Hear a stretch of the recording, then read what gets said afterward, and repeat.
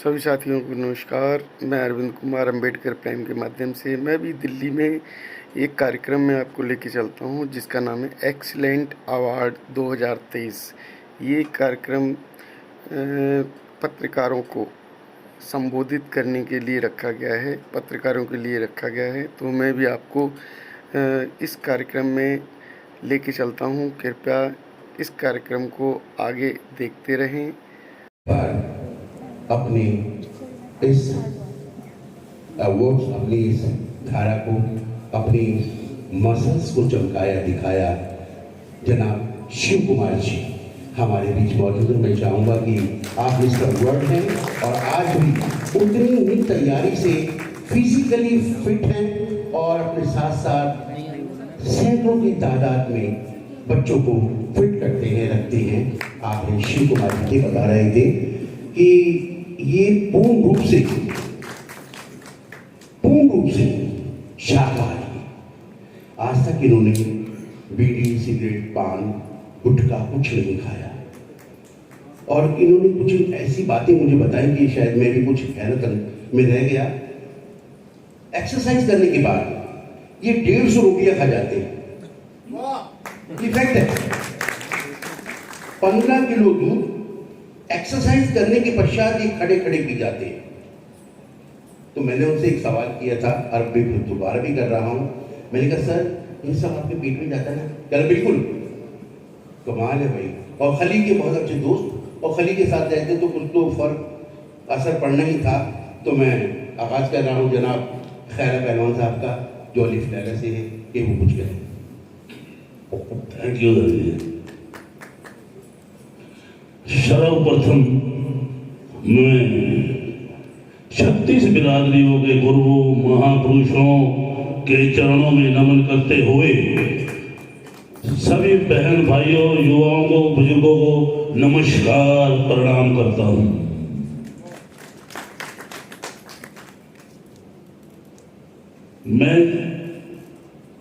मेरे को लोग जीनी कहते हैं, मेरा नाम तो कोई लेता नहीं। वो आगे जीन साहब आगे। वैसे मेरा नाम दयाल सिंह उर्फ दयाला पहलवान है। मैंने पहलवानी बोध किया। मैं मास्टर चंद राम जी का शिष्य हूँ, यहाँ दिल्ली से, जो इनका अखाड़ा चलता था। हाँ भी चल रहा है, अभी चल रहा है वो। हाँ बिल्कुल के लड़के हैं। प्रभु ने मेरे अंदर इतने टैलेंट, इसने गुण दिए हैं प्रभु ने। लोगों का बहुत बहुत धन्यवाद, थैंक यू करता हूँ। समय का अभाव है। मैं थोड़ा सा जो मैं कर रहा हूँ अपना जो कार्य, चाहे मैं फिल्मों में कर रहा हूँ, चाहे मैं खेत खलियान में कर रहा हूँ, तो मैं कर ही रहा हूँ।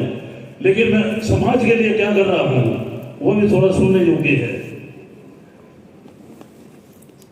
मेरे 5 मैसेज संदेश हैं। मैं अक्सर आर्टिकल समाचारों में भी लिखता रहता हूँ। आप जैसे यहाँ पर एकत्रित हुए हैं, वहां भी मैं अपना ये कहता रहता हूँ। मैं सच्चे मन से कर रहा हूँ, वो बचपन से और करता रहूंगा। अब मैं थोड़ा शॉर्ट में बोलूँगा, आप सब बुद्धिजीवी हो समझाओगे। हमें सर्वप्रथम मेरा ये है, हमें महिलाओं का मान सम्मान करना चाहिए। यही हमारे से हमारे रिश्ते, यही हमारी माताएं, अपनी बहनें, अबुआ है, फूफी है। और जब भी कभी किसी भी युग में, द्वापर युग, त्रेता युग में जब नारी शक्ति का अपमान हुआ तो युग परिवर्तन, सत्ता परिवर्तन हुए। और दूसरा मेरा मैसेज ये है, संदेश, हमें पानी का बचाव करना चाहिए। जल है तो कल है। इस विषय में मैं बहुत आर्टिकल लिखता रहता हूं। और हम जैसे कि कोई व्यर्थ पानी मारा, उसको हम क्या देते हैं, टूटी बंद कर दो भाई, ये कर दो। अब मैं देखता हूँ बहुत से गाँव में जोड़ तालाब ओवरफ्लो हो रहे हैं, नई नई बीमारियां फैल रही हैं, सड़कें टूटी जा रही है, जब से ऐसा मुसीबत लगी हुई है। हमें पानी का बचाव करना चाहिए। और मेरा तीसरा मैसेज संदेश ये है, हमें नशों से बहुत दूर रहना चाहिए। नशों से मैं अपनी यहाँ पर अपनी प्रशंसा तारीफ नहीं करूंगा, परहेज अपनी, जैसा बाप जी ने बोला था, थोड़ा सा ये दिया है उन्हें। मैंने अपने जीवन में, लाइफ में कभी भी आज तक चाय, बीड़ी, सिगरेट, शराब, पान, धतूरा, पान, पराग कभी नहीं मैंने लिया और ना ही मैं कभी लूंगा। क्योंकि नशा करने से हमारा समाज में जो मान सम्मान होता है वो भी बहुत कम हो जाता है, आर्थिक रूप से भी हम कमजोर हो जाते हैं। और जिनको हम कहते हैं ना, हमारे अंदर एक आत्मा, इंसान के अंदर आत्मा बोलती है, एक रूह सोल, नशा करने वो भी गंदी हो जाती है। पता नहीं प्रभु हमारे को कहाँ कैसा स्थान देगा, इसलिए हमें नशों से बहुत दूर रहना चाहिए। और मेरा चौथा मैसेज ये है, हमें प्रत्येक व्यक्ति, चाहे वो हमारी माताएं हो, महिलाएं हो, बुजुर्ग हो, नौजवान साथी हो, हमें एक वृक्ष तो अपने जीवन में जरूर लगाना चाहिए। आप सभी को पता है, हम जिस शहर में बैठे हैं दिल्ली में, यह वर्ल्ड में, विश्व में, संसार में सबसे प्रदूषित शहर है ये। और हमारा देश अब ये सबसे प्रदूषित देशों में की गिनती आती है। इस समय हमारे देश में 200 करोड़ वृक्षों की अति आवश्यकता है। हम एक लगाएंगे ना अपने एक वृक्ष, तो बहुत वृक्ष लग जाएंगे। इसलिए हमें एक वृक्ष तो जरूर लगाना चाहिए। और मैं आज तक अपने जीवन में मैं 10,000 से ज्यादा वृक्ष लगा चुका हूं। और मैं पर्यावरण मंत्रालय भारत सरकार द्वारा भी सम्मानित हूं इस विषय में। मैं आपको वो बातें बता रहा हूं जो मैं खुद कर रहा हूं, मैं वैसे नहीं। कहते हैं ना, दूसरों को नसीहत खुद फजीहत, वो नहीं मैं कर रहा हूं। और मेरा 5वां मैसेज ये है, हमें कन्या भ्रूण हत्या रोकनी चाहिए। मैं अक्सर देखता हूं जब हमारे नवरात्र आते हैं ना, मैं देखता रहता हूं महिलाओं के बहुत सी टोलियां कन्याओं को ढूंढती फिरती रहती है, वे कब आवे, कब हमारे यहाँ आवे, भोजन करके जावे, हम अपने व्रत खोल दें, उनको ढूंढती फिरती रहती है। इसलिए हमें ना कन्या भ्रूण हत्या रोकनी चाहिए। इस तरह जो कन्या भ्रूण होता नहीं, हम आने वाले समय में किसको हम अपनी बहन कहेंगे, किसको बेटी कह देंगे। और इसके प्रति भी हमें एक दूसरे को सजग रहना चाहिए और दूसरों को भी बताना चाहिए। और ये मेरे विचार थे, मेरे व्यक्तिगत प्रश्न। और बाबजी कह रहे हैं, मैं वो डायलॉग भी आप लोगों को ताजा कर देता हूँ, वो यादें जिनको मैं अक्सर जानता था, बड़ा फेमस होता था डायलॉग मेरा। जब मैं सुराही में से निकलता था, मैं क्या बोलता था अपने आका को, पहले मैं हंसता था।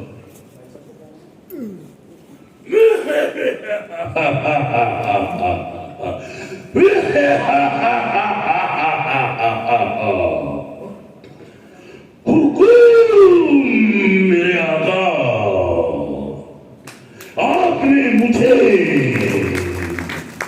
कैसे याद किया? अगर आप मुझे अभी हुकुम करो, मैं शहजादी तैयबा और तालिब को आपके सामने चंद लम्हों में अभी पेश कर दूंगा।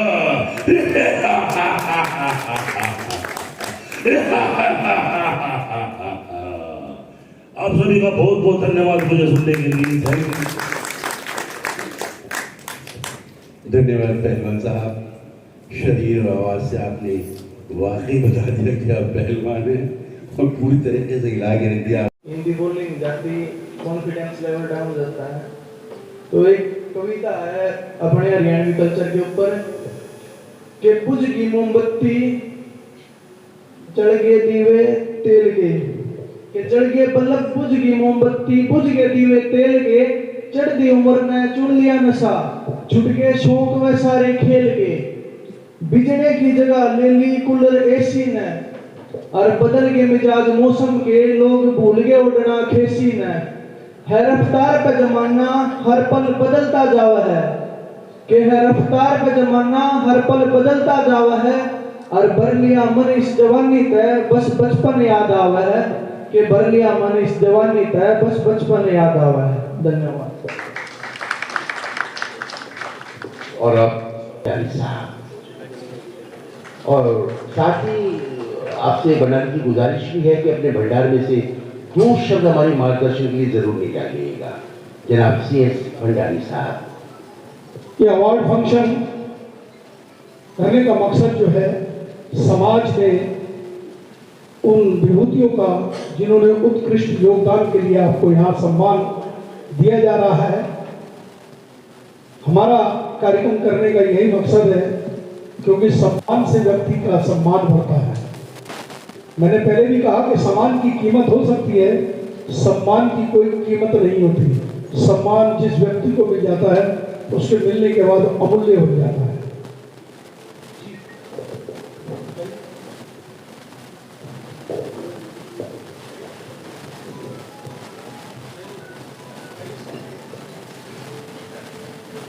CS भंडारी साहब का स्वागत कर रहे हैं मुकेश दयाल और सुनील अभेज, जो कि बुद्धिस्ट सोसाइटी ऑफ इंडिया की प्रेसिडेंट हैं। हमारे CS भंडारी साहब अध्यक्ष महोदय, आपका बहुत बहुत सम्मान। और मैं चाहूँगा कि कृपया दो शब्द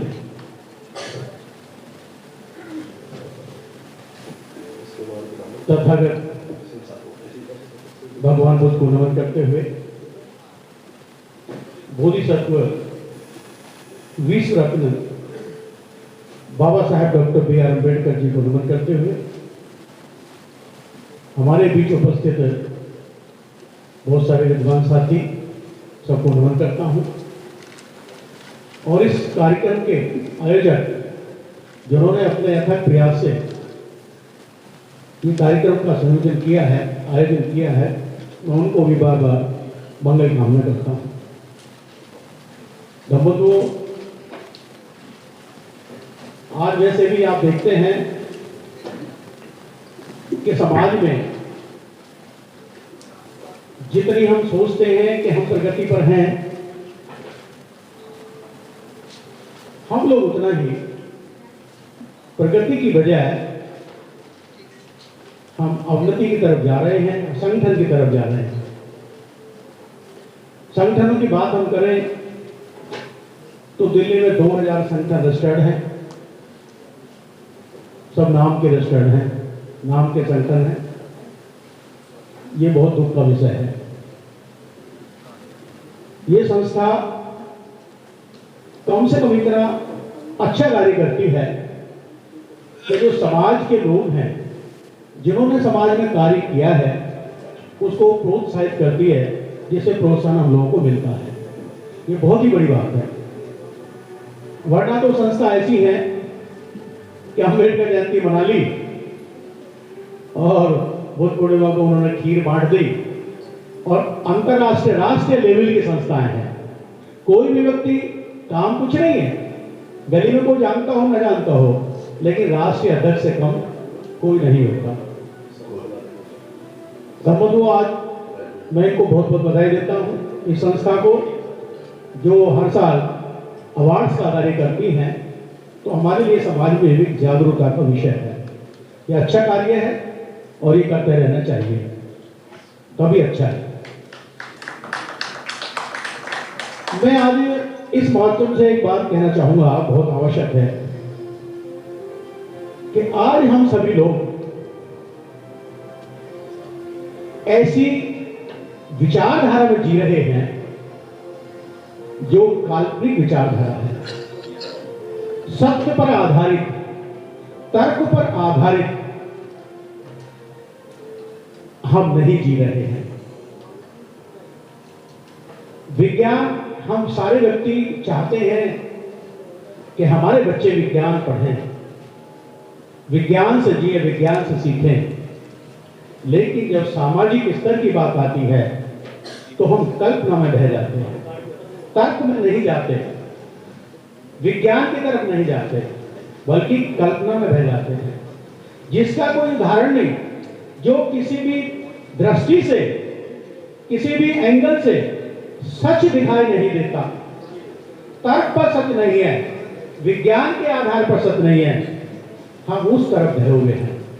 और आज का माहौल आपको जानते ही हैं सब। हमें इस माहौल को बदलना होगा, हमें इस माहौल में परिवर्तन करना होगा। और जब तक हम इस माहौल में परिवर्तन करके काल्पनिकवाद की तरफ से वैज्ञानिकवाद की तरफ नहीं चलेंगे, तब तक हमारा संभव विकास नहीं है। और वो विज्ञानवाद क्या है आप सभी जानते हैं। विज्ञानवाद तर्कवाद है हमारा तथागत भगवान बुद्ध का दिया हुआ बौद्ध धर्म। धर्म एक ऐसी चीज है, हमारा बौद्ध धर्म ऐसी चीज है, किसी भी कसौटी पर कस के देख लीजिए, तर्क की कसौटी पर कस के देख लीजिए, विज्ञान की कसौटी पर करके देख लीजिए, हर एक कसौटी पर तथागत भगवान बुद्ध का धर्म बौद्ध धर्म अपनी कसौटी पर सत्य निकलता है। इसीलिए बाबा साहब डॉक्टर B.R. अम्बेडकर ने सब कुछ छोड़कर अशोक विजयदशमी को 14 अक्टूबर 1956 को बौद्ध धर्म की दीक्षा ली और कम से कम 10 लाख लोगों को बौद्ध धर्म की दीक्षा दिलाई।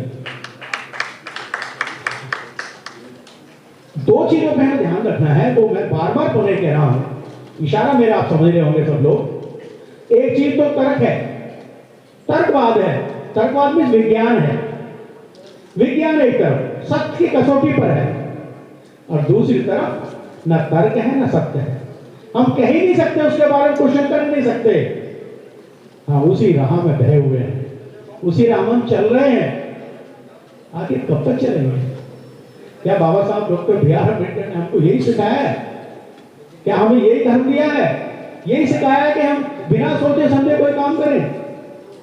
भगवान बुद्ध ने कहा अत्त दीपो भव, अत्त दीपो भव, अपना दीपक स्वयं बनो।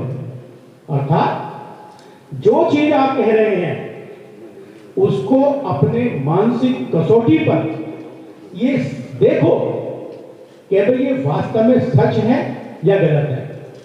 अगर सच है तो उसको मानो और गलत है तो उसको छोड़ दो। तो मैं अंत में आप सभी को यह आह्वान कर रहा हूं कि आज का जो समय है अंधभक्ति का समय नहीं है, अंधविश्वास की तरफ जाने का नहीं है, तर्क अतर्कवाद का संबंध नहीं, समय नहीं है। अगर हमें जागरूक बनना है, संसार में एकजुट होकर भारत में रहना है, तो हमें तर्कवाद और विज्ञानवाद की तरफ बढ़ना है और वो है तथागत भगवान बुद्ध का बौद्ध धर्म। इन्हीं शब्दों के साथ मैं आशा करता हूं आज के इससे कि इस कसौटी पर हम सब लोग खड़े उतरेंगे और अपने जो वितर्कवाद, अवैज्ञानिकवाद, अंधविश्वास उसको छोड़ करके विज्ञान की तरफ बढ़ेंगे, तर्कवाद की बढ़ेंगे और भगवान बुद्ध के धर्म को मानेंगे। इन्हीं शब्दों के साथ सभी को जय भीम, जय भारत, नमो बुद्धाय। जो जीवन को जीवन से साक्षात्कार कराती है, आपने हमें बताया, उसके लिए हम आपके आभारी हैं। और अब मैं श्रीमान S.N. सिंह साहब जो कि नए वर्ग के अध्यक्ष, मैं चाहूंगा कि कृपया S.N. सिंह साहब मंच पर तशरीफ लाएं, जो कि राष्ट्रीय नागरिक पार्टी के अध्यक्ष हैं श्रीमान के गौतम साहब। कृपया दोनों हमारे व्यक्तित्व के धनी व्यक्ति मंच पर आएंगे।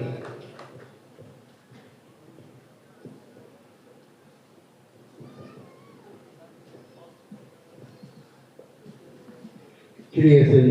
सिंह साहब न्याय के साथ ही हमारे श्री के गौतम साहब जो कि स्वयं अध्यक्ष है, वो भी हमारे बीच में है।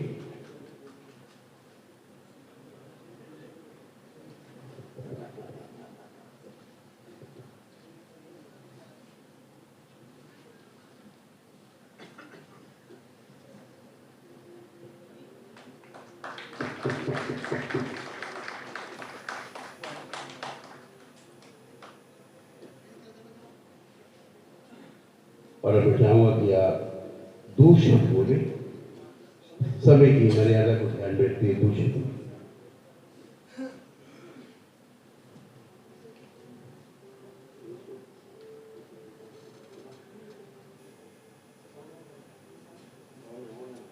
इस सभागार में उपस्थित आदरणीय बंधुओं, बहनों, हमारे बुजुर्गों, बच्चों, आयोजन समिति के सभी सदस्य, हमारे एंकर बंधु जो बड़ी खूबसूरती और तन्मयता के साथ हम सबको यहाँ पर बांधे हुए हैं, दोनों चौधरी साहब भी और हमारे दूसरे साथी भी, मुकेश दयाल जी, एक्सीलेंस अवार्ड के इस मंच पे मुझे बुलाया जाना, सम्मानित किया जाना मेरे लिए बहुत ही गौरव का विषय है, गर्व का विषय है और मैं आभार प्रकट करता हूँ इस पूरी टीम का, विशेष रूप से सुनील अभय जी का, जिनके नेतृत्व में ये सब कार्य संभव हो रहा है। सुनील अभय जी बहुत ही उत्कृष्ट पत्रकार हैं, जिन्होंने, हमने एक इंटरव्यू इन्हें दिया था, थोड़ा सा जिक्र करना चाहता हूँ। आपने पूछा कि इस देश की राजनीतिक व्यवस्था में किस तरह से बदलाव वर्तमान में होना चाहिए। हमने कहा कि सबसे पहले इस देश का राष्ट्रपति आदिवासी दलित महिला होना चाहिए। आप मौजूद हैं और ये मेरा स्टेटमेंट आपके मंच पर 14 अप्रैल बाबा साहब डॉक्टर अंबेडकर जी के जन्म दिवस पर था और संयोग देखिए कि कुछ ही महीनों के उपरांत इस देश के सर्वोच्च पद पर हमारे बीच में राष्ट्रपति आदिवासी समाज से, दलित समाज से द्रौपदी मुर्मू जी हैं। भले ही उनके अधिकार या उनकी अक्षमता सीमित हैं, हम जानते हैं, उसके बहुत सारे कारण हो सकते हैं, लेकिन एक पद जिसे वो सुशोभित कर रही है अपने आप में बहुत गरिमापूर्ण पद है, गरिमामय पद है और हमारे समाज के लिए बहुत ही बड़ा सम्मान है।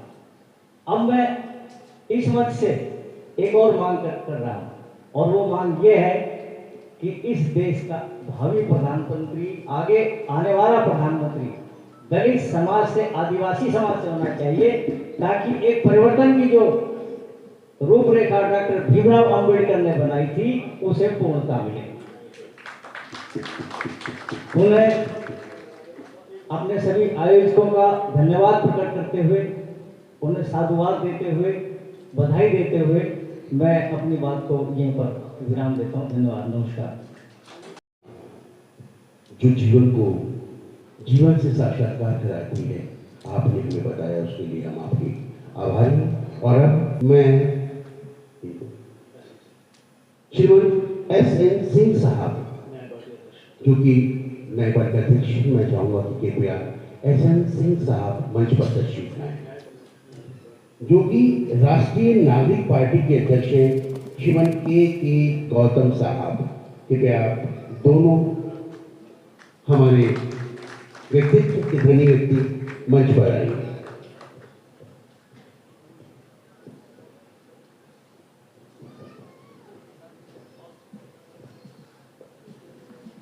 श्री S.N. सिंह साहब न्याय के साथी, और हमारे श्री के गौतम साहब जो कि स्वयं अध्यक्ष है, वो भी हमारे बीच में है।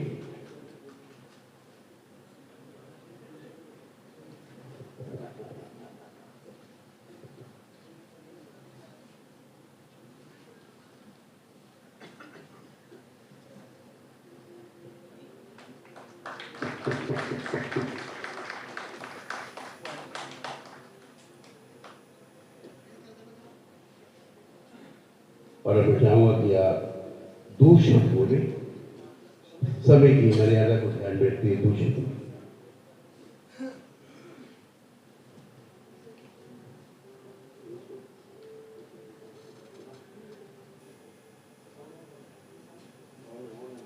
इस सभागार में उपस्थित आदरणीय बंधुओं, बहनों, हमारे बुजुर्गों, बच्चों, आयोजन समिति के सभी सदस्य, हमारे एंकर बंधु जो बड़ी खूबसूरती और तन्मयता के साथ हम सबको यहाँ पर बांधे हुए हैं, दोनों चौधरी साहब भी और हमारे दूसरे साथी भी, मुकेश दयाल जी, एक्सीलेंस अवार्ड के इस मंच पे मुझे बुलाया जाना, सम्मानित किया जाना मेरे लिए बहुत ही गौरव का विषय है, गर्व का विषय है और मैं आभार प्रकट करता हूँ इस पूरी टीम का, विशेष रूप से सुनील अभय जी का, जिनके नेतृत्व में ये सब कार्य संभव हो रहा है। मुकेश सुनील अभय जी बहुत ही उत्कृष्ट पत्रकार हैं, जिन्होंने हमने एक इंटरव्यू इन्हें दिया था, थोड़ा सा जिक्र करना चाहता हूँ। आपने पूछा कि इस देश की राजनीतिक व्यवस्था में किस तरह से बदलाव वर्तमान में होना चाहिए। हमने कहा कि सबसे पहले इस देश का राष्ट्रपति आदिवासी दलित महिला होना चाहिए। आप मौजूद हैं और ये मेरा स्टेटमेंट आपके मंच पर 14 अप्रैल बाबा साहब डॉक्टर अंबेडकर जी के जन्म दिवस पर था। और संयोग देखिए कि कुछ ही महीनों के उपरांत इस देश के सर्वोच्च पद पर हमारे बीच में राष्ट्रपति आदिवासी समाज से, दलित समाज से द्रौपदी मुर्मू जी हैं। भले ही उनके अधिकार या उनकी अक्षमता सीमित हैं, हम जानते हैं, उसके बहुत सारे कारण हो सकते हैं, लेकिन एक पद जिसे वो सुशोभित कर रही है अपने आप में बहुत गरिमापूर्ण पद है, गरिमामय पद है और हमारे समाज के लिए बहुत ही बड़ा सम्मान है। अब मैं इस मंच से एक और मांग कर रहा हूँ और वो मांग ये है कि इस देश का भावी प्रधानमंत्री, आगे आने वाला प्रधानमंत्री दलित समाज से, आदिवासी समाज से होना चाहिए, ताकि एक परिवर्तन की जो रूपरेखा डॉक्टर भीमराव अंबेडकर ने बनाई थी उसे पूर्णता मिले। उन्हें अपने सभी आयोजकों का धन्यवाद प्रकट करते हुए, उन्हें साधुवाद देते हुए, बधाई देते हुए मैं अपनी बात को यहीं पर विराम देता हूँ। धन्यवाद, नमस्कार। हैं और अपनी प्रतिभा दिखा रहे हैं, उनका सम्मान किया जा रहा है। और सुनील जी जो एक्चुअली टीवी के एडिटर हैं, उन्होंने ये संयोजन किया है। वैसे भी वो राष्ट्रीय नागरिक पार्टी के मीडिया प्रभारी हैं, इसलिए भी उनका मैं बहुत बहुत धन्यवाद करता हूँ और आशा करता हूँ कि वो निरंतर ऐसे प्रोग्राम करते रहेंगे।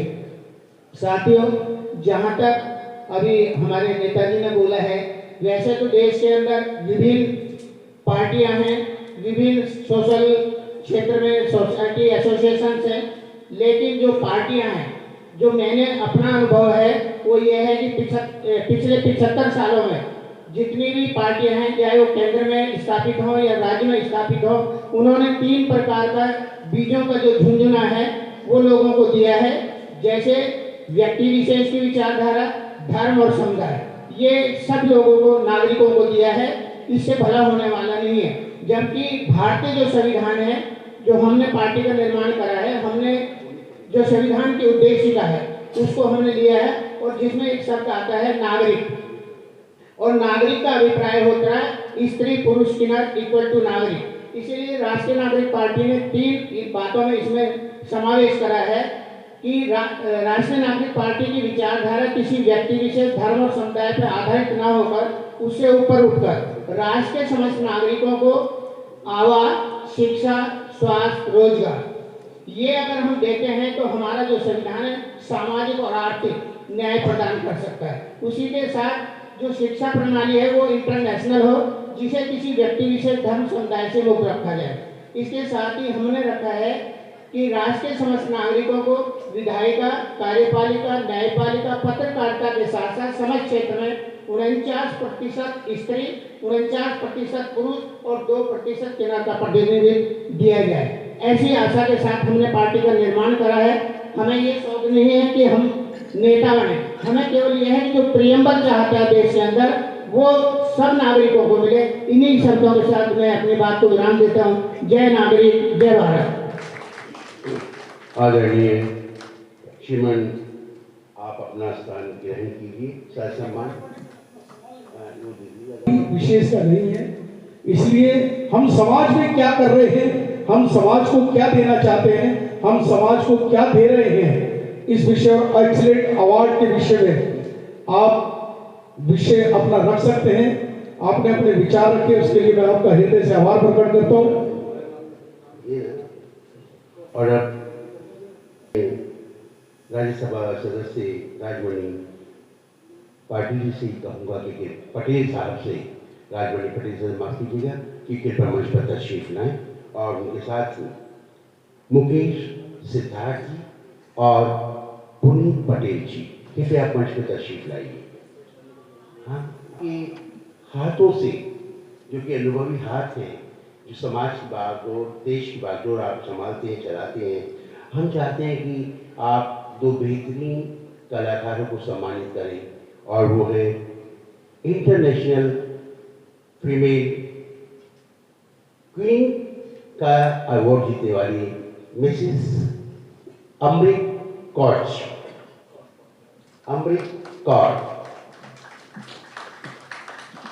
जिन्होंने बहुत सारे मंचों को साझा किया है और आप फिल्म आर्टिस्ट हैं, बहुत ही सामाजिक कार्यकर्ता हैं। और इनके भविष्य में एक बात और बता दूं कि आप दिल्ली की अकाली दल की प्रेसिडेंट भी हैं वीमेन सेल की, तो आप बहुत सारी बातें हैं जो अमृत कौर जी के साथ जुड़ी हुई। हमारी भारतीय संस्कृति है, महिला का सम्मान महिला करे तो अच्छा लगता है। एक बार महिलाओं के लिए जोरदार ताली बजाइए। गंगा जी गले में शॉट डालिए।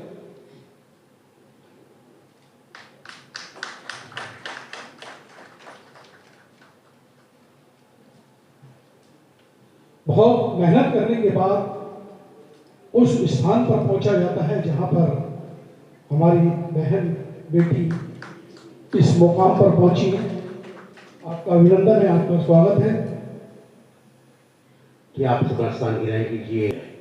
आप सभी पॉजिटिव के बीच में ये ऐसा नेगेटिव कैरेक्टर करती हैं कि एक नहीं 25 सीरियल्स में आपने इनको देखा, अगर आप गौर करेंगे तो पता लगेगा।